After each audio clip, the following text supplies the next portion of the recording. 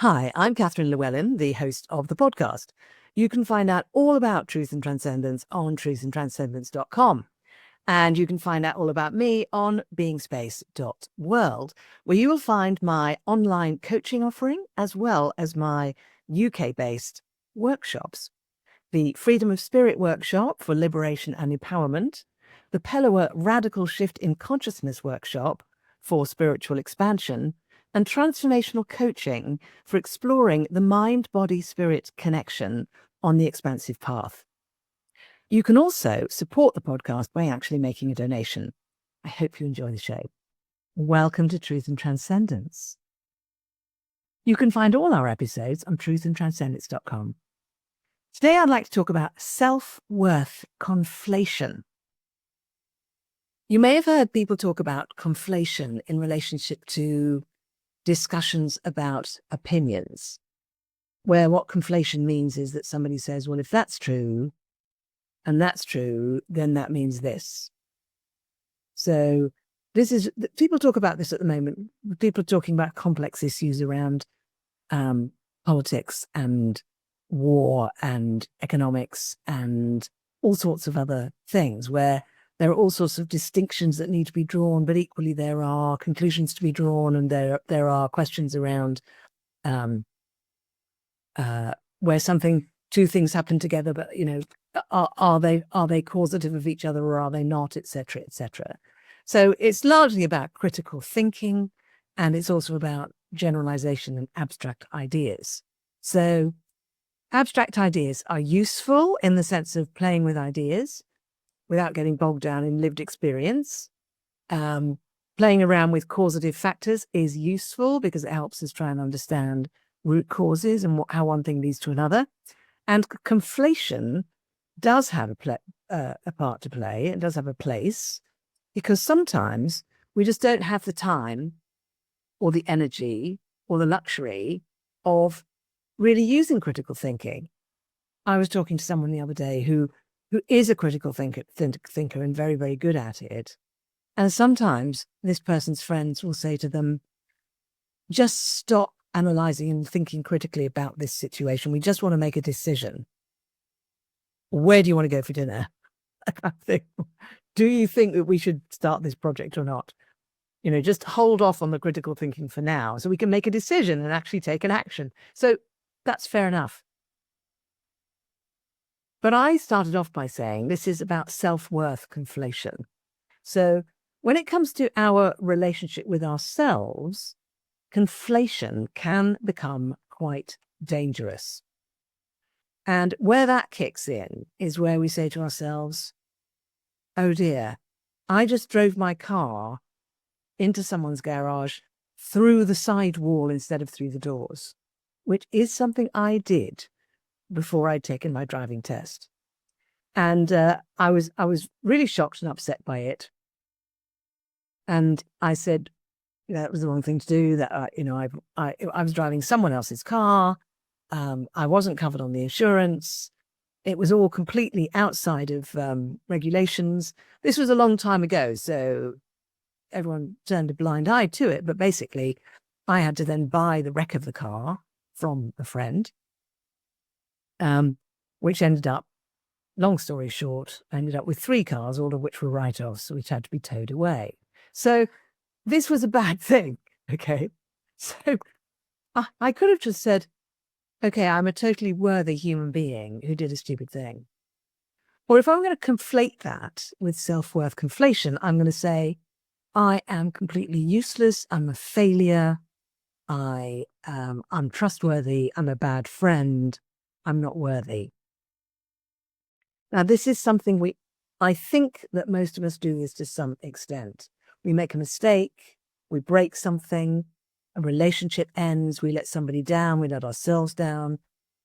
We crash a car.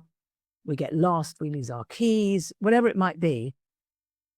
Or we become financially destitute, or we become ill, or someone we love dies or suffers. And there'll be a tendency for us to conflate that into, therefore I'm not worthy. So you can see why that doesn't work, because it's just not true. And B, it means that we're undermining ourselves when we don't need to. So I'm calling this out because I see a lot of it at the moment. I notice it happen in myself. I notice it happen in other people. So the invitation really is to say, next time you really screw things up in some aspect, obviously deal with the situation, but take a moment just to assess, how has this affected your self-assessment of your own worth as a human being, as a creature on this planet, as a soul, as a spirit, as a wife, husband, lover, daughter, son, parent, brother, sister, colleague, boss, team member, whatever it may be. Just check yourself to, have you conflated that to decide that you are not worthy? Or have you remembered that you are actually completely worthy? You are a wonderful human being. You are magnificent. You have a beautiful spirit. You have a kind heart. And you made a mistake, or you broke something, or you made a failure, or something happened to someone where you feel some responsibility for that person as something's happened to them, and you're blaming yourself for it. This is incredibly liberating, and it's not something that's easy to do just straight off the bat. It takes practice to be able to actually uncouple the recognition that something's happened that we feel responsible for, that we're not happy with, from our assessment of our own worth in a broad sense, in an absolute sense. So perhaps when you're writing in your journal across the week, I write in my journal every day. I wonder, do you write in a journal? So if you're doing that, maybe put down, has something happened where I wasn't happy with myself? And has this affected my sense of self-worth? And if it has, can I actually remember that it doesn't need to? And try and uncouple from that.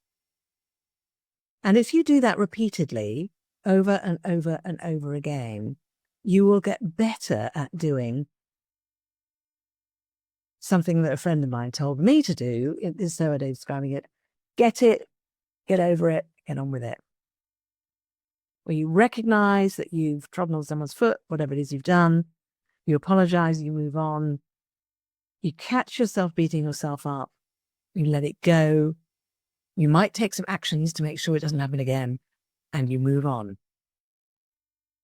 This is a courageous way to be. This is not a selfish, unkind way to be. Because what this does is it puts you back out into the world as a useful member of the community. Because while you're beating yourself up, while I'm beating myself up, we're reducing our usefulness for everybody else and our capacity to give and to contribute. So self-worth conflation, have fun with that. So that's all for Truth and Transcendence for today. Thank you for listening. Please give a 5-star rating, a thumbs up. And if you're watching this on our video channel, then maybe put a comment about what we were discussing in the comments below. Tell your friends, write a review. Have a fantastic week. And I look forward to seeing you next week with your self-worth completely intact. Bye for now. I hope you enjoyed this week's episode. It really helps if you give a thumbs up, a 5-star rating, a review, and share with your friends. If you're looking for transformational coaching or an intensive transformational weekend workshop experience, I can help with that. You can actually help the show by making a donation. Until next time, take care.